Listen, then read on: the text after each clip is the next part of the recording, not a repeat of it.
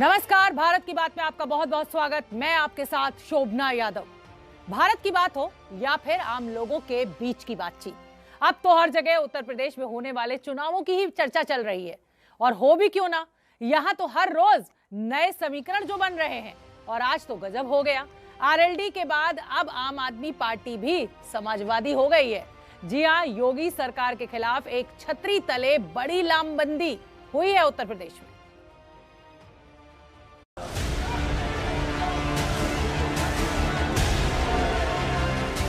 यूं तो ये तस्वीरें कल की हैं, लेकिन इसी के सहारे कहानी आज और आने वाले कल की लिखी जा चुकी है।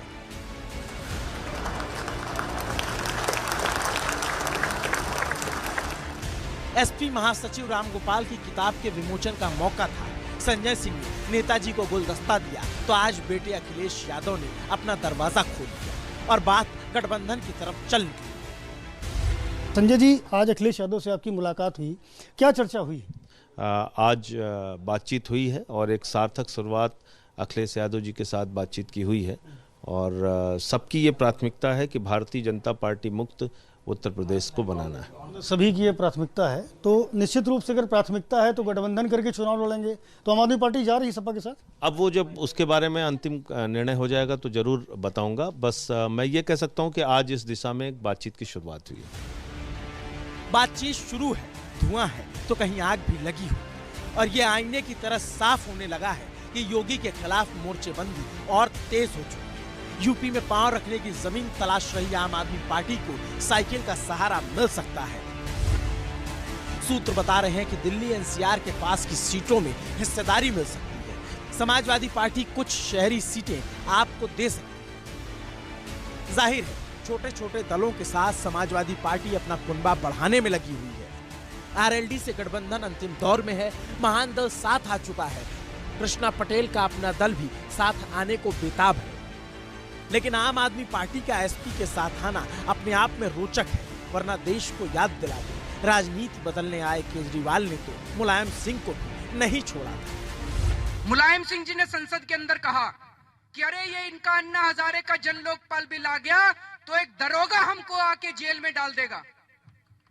तो साथियों, दरोगा तो चोरों को जेल में डालता है, तो चोर की दाढ़ी में कहीं तिनका तो नहीं है? अगर उन्होंने ईमानदारी से अपनी जिंदगी व्यतीत की है तो उनको दरोगा से डर क्यों लगता है? हम लोगों को तो दरोगा से डर नहीं लगता। ये सारे दरोगा, ये सिपाही खड़े, हमें तो डर नहीं लगता, हम तो खड़े हैं इनके पास। लेकिन मुलायम सिंह जी को डर लगता है। उनको ये डर लगता है कि यार लोकपाल बिल आ गया तो ये सारे उनको पकड़ के जेल में डाल देंगे। लोकपाल का मुद्दा तो केजरीवाल के राजनीतिक व्योम मंडल से लापता हो चुका है और मुलायम सिंह यादव को चोर बताने वाले केजरीवाल की पार्टी और उनके नेता आज उन्हीं के शरणागत हैं। तो आपको बिना विचारधारा की पार्टी कहने वाले अखिलेश भी साथ लेने को तैयार है। इनकी विचारधारा कुछ है नहीं। चुनाव जब यूपी में खत्म हो गया और चल रहा चुनाव विधानसभा का, बात कर रहे हैं लोकसभा की। लोकसभा आए तो आए, अपना चुनाव ना लड़े, क्षेत्र ढूंढे अपना कोई, अगर उनके पास कोई क्षेत्र हो तो। आम आदमी पार्टी के खिलाफ अखिलेश यादव के ये बोल पुराने हो गए हैं। नए समीकरण, नए जमाने हो गए हैं। मसला योगी को चुनाव हराने का जो है। तो शादी के बंधन के सीजन में एक तरफ सियासी गठबंधन का दौर चल रहा है तो दूसरी तरफ जुबानी जंग का जोर चल निकला है। और इन दिनों हैदराबाद वाले बैरिस्टर साहब यानी असुद्दीन ओवैसी उत्तर प्रदेश में बड़े प्रासंगिक नजर आ रहे हैं। हर कोई अपने विरोधी की बी टीम बता रहा है। मगर अब ऐसा क्या हो गया कि बीजेपी के एक विधायक ने ओवैसी के पोस्टमार्टम तक की धमकी दे डाली। ताकत के तौर पर मुसलमानों के हक के लिए इस्तेमाल कर रहा है।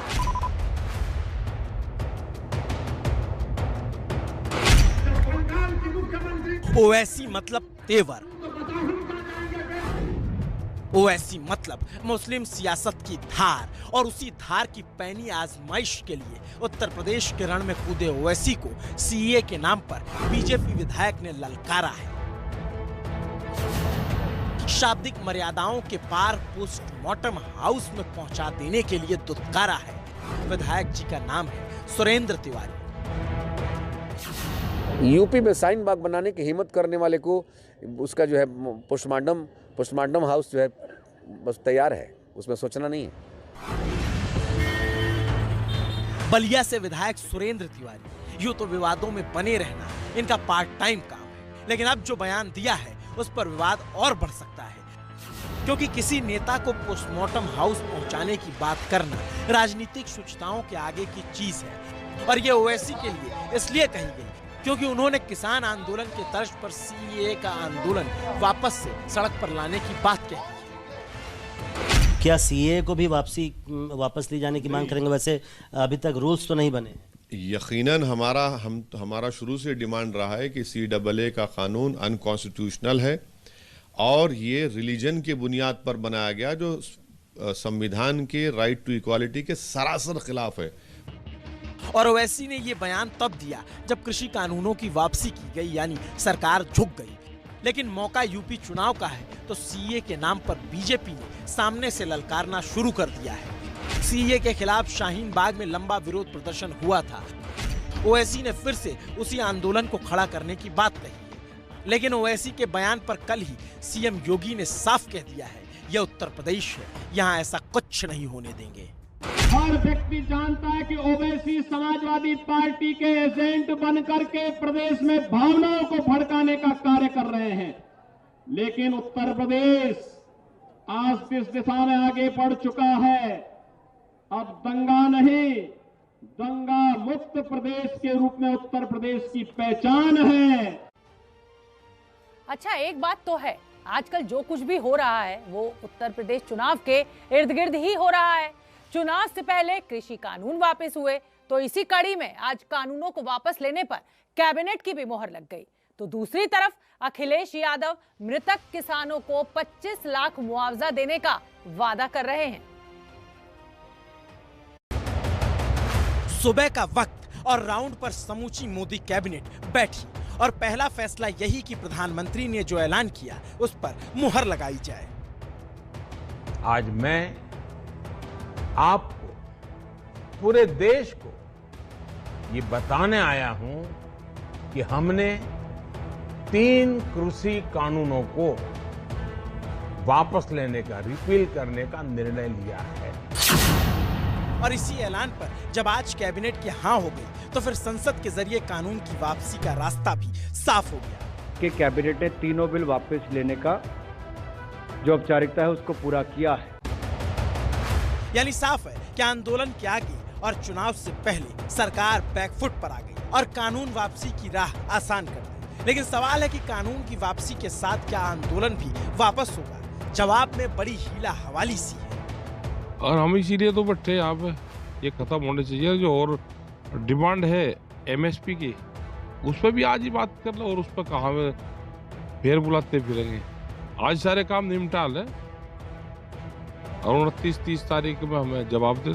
एमएसपी ये करे, कमेटी बन जाए भारत सरकार, और जो मुद्दे होंगे उस पर बैठ के बातचीत करते रहे। बिल की बात है कि आज, अब हमें नहीं पता ना, जब हो जाएगा कागज आ जाएंगे जब बताएंगे।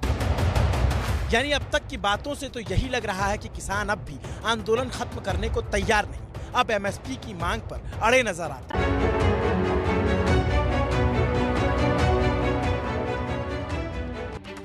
सूबा उत्तर प्रदेश, जिला गौतम बुद्ध नगर, जगह जेवर। मंच तैयार है और इंतजार है प्रधानमंत्री मोदी के आने का, आकर इंटरनेशनल एयरपोर्ट के शिलान्यास करने का। कल इसी एयरपोर्ट के शिलान्यास के साथ नोएडा और पश्चिमी यूपी के बाकी शहरों के विकास की उड़ान तेज होने जा रही है। कल पीएम मोदी सुबह 11:20 पर दिल्ली से जेवर के लिए रवाना होंगे। सुबह 11:50 पर पीएम जेवर हेलीपैड पर पहुंचेंगे। दोपहर 12 बजे कार्यक्रम स्थल पर पीएम मोदी पहुंच जाएंगे। 12 बजे से 1 बजे तक शिलान्यास और जनसभा का कार्यक्रम होगा। करीब 1 बजे जेवर से दिल्ली के लिए रवाना हो जाएंगे। प्रधानमंत्री नरेंद्र मोदी के आगमन की तैयारियां लगभग पूरी हो चुकी हैं। 25 तारीख को जब सुबह आएंगे तो मेरे ठीक पीछे आप जो देख रहे हैं करीब 100 मीटर बाद हेलीपैड बना, वहां उतरेंगे और वहां से सीधे इस एरिया में आएंगे जहां पे 2 लॉन्ज बने हुए हैं। एक प्राइम मिनिस्टर लॉन्ज है जहां पे पीएम आएंगे, थोड़ी देर रुकेंगे, और दूसरा मेरे जो राइट में है ये प्रदर्शनी हॉल है। प्रधानमंत्री नरेंद्र मोदी इंटरनेशनल एयरपोर्ट का शिलान्यास करेंगे तो उसके बाद यहाँ पे प्रदर्शनी के जरिए उनको बताया जाएगा, उनको दिखाया जाएगा कि नोएडा इंटरनेशनल एयरपोर्ट पे क्या क्या सुविधाएं, क्या क्या व्यवस्थाएं की जा रही हैं। पीएम के जेवर कार्यक्रम के लिए एक और जहां भव्य तैयारियां हो रही हैं, स्थानीय विधायक धीरेन्द्र सिंह ने जान लगा दी है कार्यक्रम को सफल बनाने के लिए, तो वहीं विपक्ष का विरोध बढ़ता जा रहा है। पीएम के दौरे से ठीक पहले विरोध करते हुए कांग्रेस महासचिव प्रियंका गांधी ने लिखा, जेवर के किसानों को मुआवजा क्यों नहीं दिया गया है? क्यों किसान परिवार इस कड़कड़ाती ठंड में तंबू में रहने को मजबूर हैं? मुआवजा किसानों का हक है। मोदी जी, किसानों के प्रति यदि आपकी नीयत सचमुच साफ है तो अपने चुनावी अरमानों को पूरा करने के लिए उन्हें बेघर मत छोड़िए। एक तरफ विपक्ष के आरोप तो दूसरी तरफ बीजेपी का दावा, और उसे उम्मीद तो यही है कि किसान आंदोलन के उलट जेवर के इस इंटरनेशनल एयरपोर्ट से वो जीत की उड़ान भर सके। लेकिन चुनावी लाभ हानि, राग द्वेष अनुराग से इतर जेवर में बनने वाला इंटरनेशनल एयरपोर्ट वाकई पश्चिमी उत्तर प्रदेश में विकास के नए आयाम गढ़ने जा रहा है। शंतप्पा गौड़ा के घर एसीबी ने छापा मारा तो हैरान रह गए। जूनियर इंजीनियर ने फर्जी टॉयलेट बनाकर उसके पाइप में लाखों रुपए छिपा कर रखे हुए थे, जिसको एसीबी की टीम ने बरामद किया। भारत एक कृषि प्रधान देश है और इस कृषि प्रधान देश की रीढ़ है इस देश का अन्नदाता, इस देश का किसान। वो किसान जो पिछले 1 साल से रूठा हुआ है, नाराज है, सड़कों पर है, आंदोलन कर रहा है। आंदोलन कर रहा है उस कृषि कानूनों के खिलाफ जो सरकार 1 साल पहले लेकर आई थी। हालांकि प्रधानमंत्री नरेंद्र मोदी ने अब इन कानूनों को वापस लेने की घोषणा कर दी है, लेकिन फिर भी किसान नाराज है, रूठा हुआ है, सड़कों पर है और आंदोलन वापस लेने के लिए तैयार नहीं है। क्या चाहता है इस देश का किसान? हमारे साथ इस समय इस किसान आंदोलन का सबसे बड़ा चेहरा राकेश टिकैत मौजूद है। साथ ही मेरे साथ अंकित गुप्ता, मेरे सहयोगी मौजूद हैं। हम जानेंगे राकेश टिकैत साहब से कि उनकी रणनीति क्या है, क्या वो चाहते हैं। क्यों अंकित? बिल्कुल शोभना, और क्योंकि हम बात कर रहे हैं किसानों की, कृषि कानूनों की, लिहाजा इस वजह से राकेश टिकैत साहब, अमूमन हमने देखा है कि हाईवे पर जो मंच लगा है या उसके इर्द गिर्द नजर आते हैं, लेकिन आज क्योंकि कृषि कानूनों की बात हो रही है, एक अहम दिन है और इस वजह से राकेश टिकैत साहब हमारे साथ मौजूद हैं एक खेत में है तो यहाँ पर फसल भी है, खेत भी है और ट्रैक्टर भी है। राकेश टिकैत साहब जी, बातचीत को आगे बढ़ाया जाए, आगे बढ़ाओ तो उसके लिए ट्रैक्टर को भी आगे बढ़ाओ। हाँ, ट्रैक्टर को भी आगे बढ़ाओ। तो टिकैत साहब, मेरा पहला सवाल आपसे यही है, क्या चाहो आप, क्या चाहते हो? सरकार ने मान तो ली आपकी? अभी सरकार जो कह रही है ना कि मान ली बात, अभी सरकार ने बात नहीं मानी। जब सरकार बातचीत मान लेगी तो हम चलेंगे। तो समिति तो बना दी है टिकैत साहब, अब क्या चाहते हो आप? समय तो लगता है ना किसी भी काम में। आपने एक मांग उठाई, प्रधानमंत्री ने उस पर एक समिति बना दी, अब आप क्या चाहते हो? वो गलत है, आपको भी जानकारी गलत है और सरकार भी जो जानकारी दे रही है वो पूर्ण रूप से गलत जानकारी आपको दे रही है। वो समिति भी नहीं बनाई, ठीक है। एमएसपी एक बड़ा सवाल देश का है, एमएसपी पे गारंटी कानून बनना चाहिए, ठीक है। उस पे गारंटी कानून सरकार को बनाना पड़ेगा। और 2 तरह की समिति देश में बनेगी, ठीक है।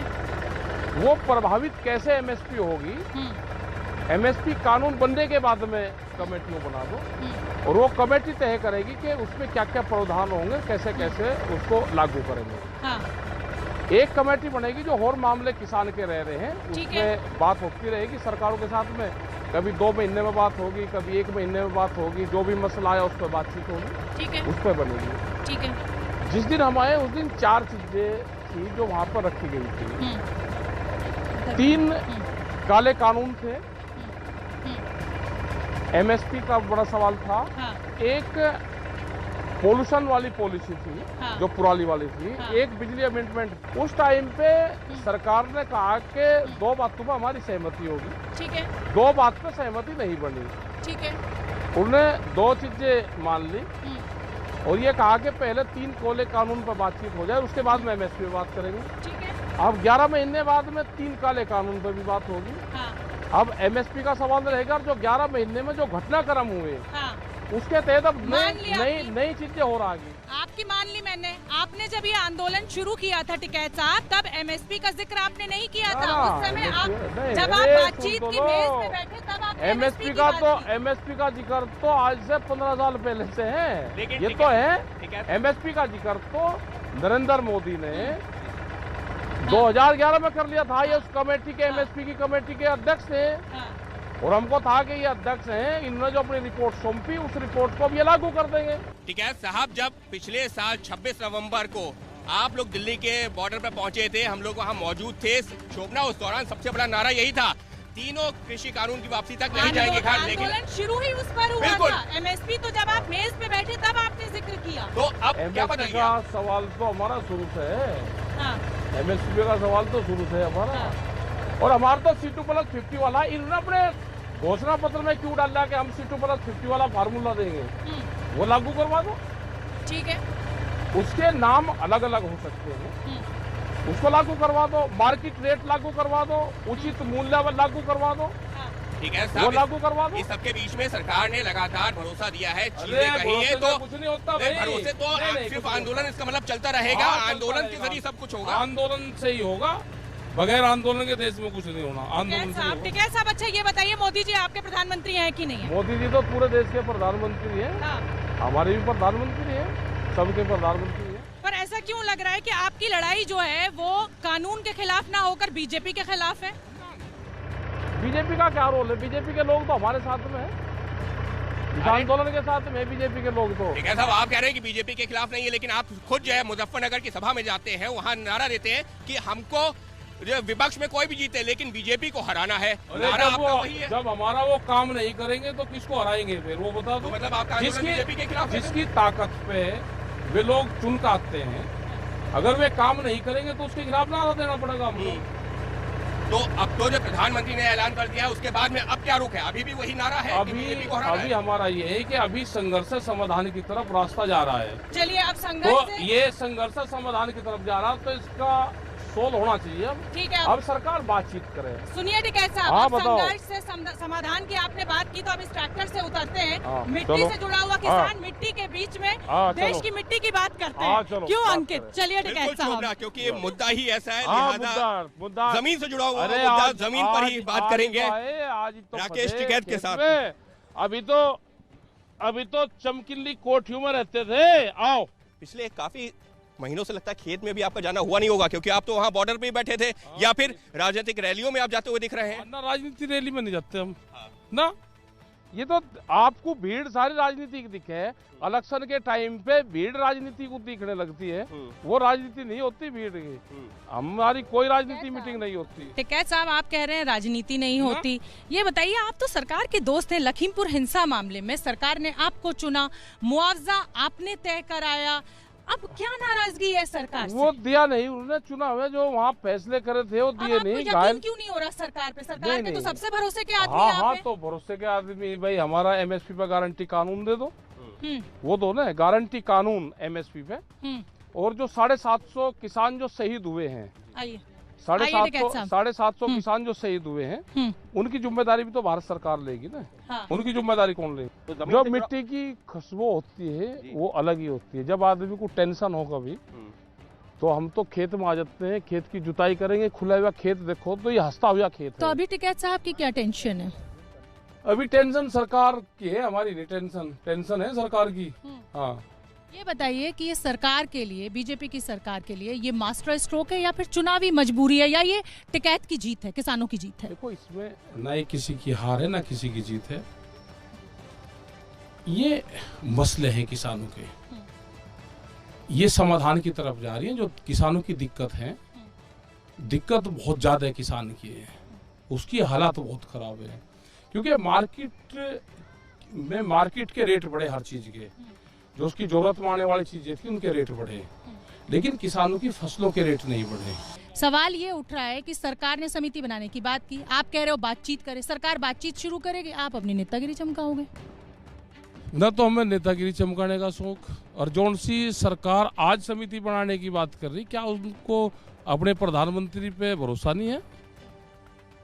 भरोसा नहीं है क्या? समिति तो आज से 10 साल पहले बन गई थी। इसमें जब गुजरात के मुख्यमंत्री थे मोदी साहब उस टाइम पे उस समिति के अध्यक्ष थे। ये एक फाइनेंशियल समिति बनी थी और वो समिति एमएसपी पे थी और इन्होंने अपनी रिपोर्ट दी थी कि एमएसपी लीगल गारंटी कानून देश में बनना चाहिए। 2011 में इन्होंने कहा था। आज ये उस पोस्ट पे है, आज उसको लीगल गारंटी कानून बना दो, अपनी ही समिति अपनी ही रिपोर्ट को आज लागू कर दो। नई समिति की बनाने की कहाँ जरूरत है? प्रस्तावित ये है कि 26 तारीख में यहाँ पे मीटिंग होगी। लखनऊ की 22 तारीख की मीटिंग थी, वो होगी। 27 तारीख को मोर्चे की फिर मीटिंग है और 29 तारीख को हर मोर्चे से जो 2 मोर्चे भारत सरकार ने खोलने की बात करी है, वो रास्तों वालों को उस बात की है कि रास्ते हमने बंद कर रखे या सरकार ने बंद कर रखे। हमारी तरफ से रास्ते खुले हुए हैं, सरकार ने रास्ते बंद कर रखे। उन्होंने कोर्ट में एफिडेविट दिया कि हमने रास्ते खोल दिए। हम खुले हुए रास्तों पे ये देखना चाहते हैं कि रास्ते खुल गए क्या। नहीं शोभना, ये सवाल ये है कि क्या संसद का घेराव फिर से करने की आप तैयारी कर रहे हैं 29 नवंबर? ये कहा है कि अगर रास्ते खुल रहे होंगे तो उन पर कुछ जाने की कोशिश कर रहे हैं, रास्ता चलने के लिए। टिकैत साहब, इसीलिए मैं कह रही हूँ टिकैत साहब, आपने ये कहा कि सरकार के तरीके गलत हैं। आंदोलन के तरीकों में, तौर तरीकों में तो आपसे भी गलती हुई। 26 जनवरी को जिस तरह से देश को शर्मसार होना पड़ा, एक बार फिर आप उसी तरीके की ट्रैक्टर रैली निकालने की बात कर रहे हैं। क्यों आप शर्मसार नहीं हुए जो किसानों ने लाल किले पे तांडव किया? क्या किया तांडव? आप बताइए। उसको लेकर कौन गया? कुछ गलत नहीं हुआ? नहीं, कुछ नहीं। उस पर बहस ना करो। उस पर बहस करोगे तो सब फंसोगे। भारत सरकार फंसेगी। सवाल मैं उसकी, आप ये कहोगे उसकी जांच करवा दो आप। नहीं, आप ये कह रहे उसकी इंटरनेशनल जांच हो जाए। आप ये कह रहे हैं 29 मैं ये कह रहा कि 26 जनवरी की जांच चाहिए आपको। इंटरनेशनल जांच हो जाए उसकी। आप बताओ कि होनी चाहिए क्या? देश में होने वाली जांच पर भी यकीन नहीं, इंटरनेशनल जांच चाहिए। आप बताओ ना कि उसकी जांच आप कर दो उसकी। आपकी प्रेस की एक कमेटी बना देते हैं, वो जांच कर दो, दे दो रिपोर्ट उसकी। टिकैत साहब, ये कहा जा रहा है कि प्रधानमंत्री नरेंद्र मोदी ने टिकैत को चित्त कर दिया। जो पूरा मुद्दा था किसानों का, टिकैत का, वो प्रधानमंत्री आए और उनकी एक घोषणा से पूरा चित्त हो गया। लेकिन टिकैत साहब इसको ले नहीं पा रहे और टिकैत साहब को ऐसा लग रहा है कि सारा क्रेडिट जो है वो मोदी को चला गया। नहीं कर पा रहे हैं क्या इसको? मोदी साहब ही ले ले सारा क्रेडिट, हमें नहीं चाहता। देश के प्रधानमंत्री हैं, वही ले ले सारा क्रेडिट, हमें नहीं चाहता। आंदोलन तो खत्म कीजिए ना। 750 किसान शहीद हो गए, उनको भी तो मोदी साहब लेंगे ना। उनके आंदोलन के दौरान हुए, उनकी जिम्मेदारी कौन लेगा? अच्छा, मैं टिकैत साहब आपसे ये जानना चाहती हूँ कि ऐसी कौन सी 2 मांग, एमएसपी के कानून बनाने की मांग पे तो आप अड़े हुए हो, ऐसी एक और कौन सी मांग जो अगर सरकार मान ले तो आप इस आंदोलन को खत्म कर देंगे? अब किसानों को घर जाने तो ठंड बढ़ रही है। खत्म कर देंगे। एक तो जो आंदोलन के दौरान मुकदमे हुए हैं, किसान हमारे शहीद हुए हैं, और एमएसपी, ये तीनों तो चीज अभी है और ये उस आंदोलन का हिस्सा है पूर्ण रूप से। सरकार का 1 रुपया एमएसपी में लगता, वे किसानों को लाभ देना चाहते हैं। एमएसपी लागू कर दे, किसान को लाभ मिल जाएगा, उस पर कानून बना दो। दूसरा, जो किसान शहीद हुए हैं उनको कंपनसेशन वो दे दो, किसानों के मुकदमे खत्म कर दो। मुकदमों में 1 रुपया की सरकार का नहीं लगता, कंपनसेशन में लगता है। सरकार भाई करे उसको काम, वे किसान कहाँ जाएंगे? और एमएसपी पे 1 रुपया नहीं लगता उनका, तो सरकार करती क्यों नहीं? लगेगा ना, समय लगता है ना। अब क्या अगले 1 साल तक ये बातचीत, 11 दौर की बातचीत आपने की थी कानून बिल पर, तो 1 साल लगभग लगा सरकार को यहाँ तक पहुँचने में। अब क्या अगला 1 साल आप ऐसे ही किसानों को सड़कों पर बिठाएंगे? वो अमेंडमेंट ही तो करना कि हमने एमएसपी पे गारंटी कानून हम बना कर देते हैं, उसकी एक कमेटी बन जाएगी, वो लीगल अपना ओपिनियन दे देगी, ये धरना समाप्त हो जाएगा। बड़ी खबर एक आ रही है, कैबिनेट ने प्रस्ताव इन बिलों को वापस लेने का मंजूर कर लिया है, तो ये अच्छी खबर है आपके लिए। स्वागत कर रहे हैं आप इस खबर का। तो आंदोलन वापस लो ना फिर टिकैत साहब। वापसी आपको क्यों परेशानी? जब सरकार बात करेगी, कहेगी, जब लेंगे। टिकैत साहब, एक्सपर्ट्स बैठेंगे, पूरा एक खाका तैयार किया जाएगा। सब तैयार है। टिकैत साहब, खेतों में होना चाहिए किसानों को, इस मिट्टी में होना चाहिए। आपने किसानों को सड़कों पे बिठा रखा है, गेहूं की बुवाई हुई है। देश को भूख से नहीं मरने देंगे, आप इसकी एमएसपी दे दो। जो गेहूं आएगा, ये गेहूं 1400 रुपया क्विंटल में बिकेगा, 14 रुपया किलो में।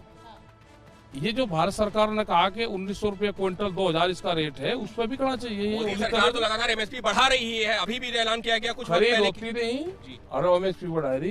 पर सरकार तो ये कह रही है कि टिकैत साहब जो है वो विरोधी दल के नेता की तरह एक्ट कर रहे हैं, और ऐसा लग रहा है कि बस सरकार का विरोध करना है।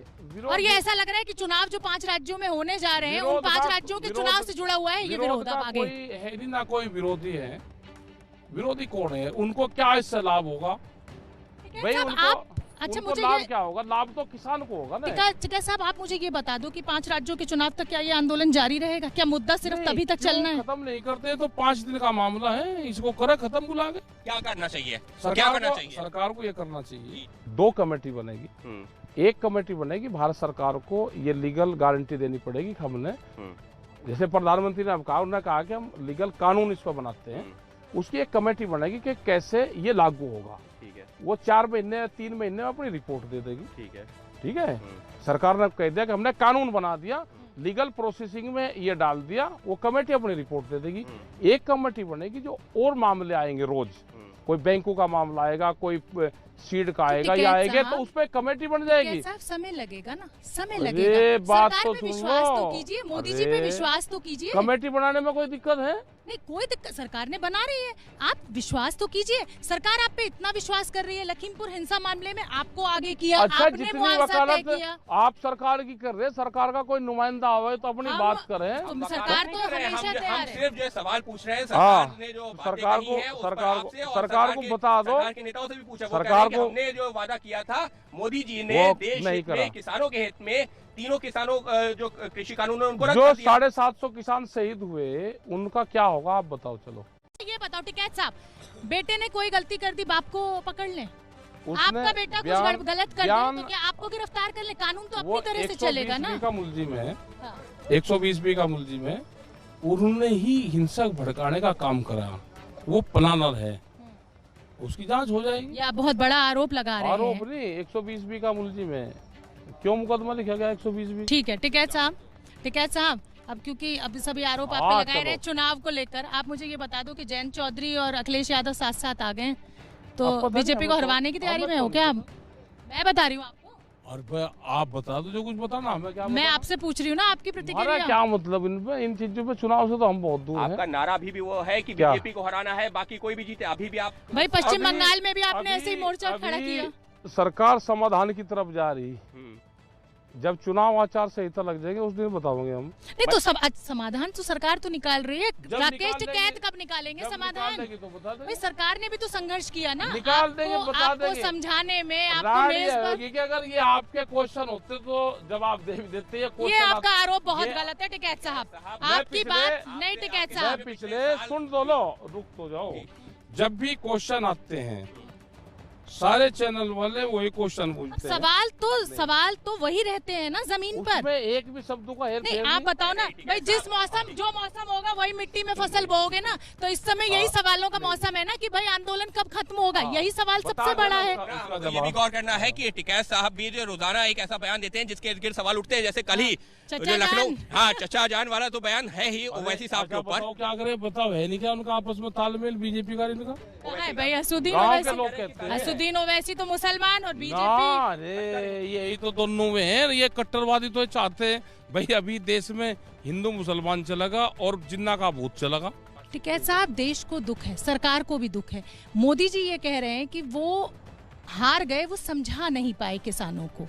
हारे तो क्यों? देश का प्रधानमंत्री क्यों हारे? ना हम हराना चाहते, देश के प्रधानमंत्री को हरा कहाँ जाए? तो इज्जत रखिए ना, प्रधानमंत्री खुद आए, उन्होंने कहा कि हम कानून बिल वापस ले रहे हैं। ये ना किसी हार की सवाल है। प्रधानमंत्री ज्यादा मिठी भाषा का इस्तेमाल करा, शायद से भी मिठी भाषा थी, इतनी मिठी भाषा में हमें शंका है कुछ ना कुछ। अच्छा ठीक है, एक सवाल और। हाँ अंकित, ये भी कहा जा रहा है कि तमाम जो पंजाब के बड़े किसान नेता थे, लेकिन उसमें राकेश टिकैत ने इस पूरे आंदोलन को हाईजैक कर लिया और चेहरा जो है वो सिर्फ राकेश टिकैत बन गया। क्यों बांटने का काम करो, हमको मतलब संयुक्त मोर्चे का भी तोड़ फोड़ करो। अच्छा राकेश टिकैत साहब, एक बात सच्ची बताइए कि जब प्रधानमंत्री ने ऐलान किया उस दौरान आपका रिएक्शन क्या था? आपने क्या उम्मीद की थी कि प्रधानमंत्री इस तरह से सामने आएंगे और वो ऐलान कर देंगे? उस दौरान जब आपने टीवी पर सुना, क्या रिएक्शन था पहला? ये तो होने ही थे, वापसी में रिएक्शन की कहाँ बात है? आपने उम्मीद की थी कि प्रधानमंत्री करेंगे? ये आपको लग रहा था? हाँ लग रहा था। टिकैत साहब, आपको लग रहा था बीजेपी जैसी पार्टी जो बहुत मजबूती के साथ, प्रचंड बहुमत के साथ, और उसको राकेश टिकैत ने झुका दिया जिसको? नहीं, हमने किसी को नहीं झुका ना, हम ये झुकाने की उसकी लड़ाई है, ये मुद्दों की लड़ाई है। जब आप कह रहे हैं कि 1 साल पूरा होने पे आप संसद का घेराव करोगे, आप क्या ये गारंटी आज एबीपी न्यूज के इस मंच पर दे रहे हो, इस मिट्टी में बैठकर, इस खेत में बैठकर दे रहे हो कि 26 जनवरी को जो हुआ वो नहीं होगा? हम कहाँ हो कर रहे हैं? सब शांतिपूर्वक होगा। 29 तारीख को आप घेराव करेंगे, आप कह रहे हैं संसद में। अरे और शांति तो कितने ट्रैक्टर लेके जाने की योजना है? 60 ट्रैक्टर। 60 ट्रैक्टर लेकर के जाएंगे। उस पर जब लोग होंगे दिल्ली की सड़कों पर, ट्रैक्टर इतनी बड़ी संख्या में निकलेंगे, क्या कोई ट्रैक्टर क्या वो अफगानिस्तान का टैंक है क्या? अगो रुकेगा ही नहीं। अरे इंडियन ट्रैक्टर है। तो हमारे जैसे कामकाजी लोगों का क्या होगा? टिकैत साहब, दफ्तर में देर हो जाती है, तनख्वाहें कट जाती हैं लोगों की, लोग परेशान हैं। और हमारी पिछले 70 साल से तनख्वाह कट रही खेत के किसान की, उसका क्या होगा? हमारी तनख्वाह भी तो दो। चलो आओ, चलो चलिए ठीक है। तो ये थे हमारे साथ किसान नेता राकेश टिकैत, और उनका यही कहना है कि अब संघर्ष से समाधान की तरफ ये आंदोलन बढ़ चला है। ये आंदोलन तब तक जारी रहेगा जब तक जो 6 मांगे हमने सरकार को दी है, सरकार उस पर कोई फैसला नहीं लेती।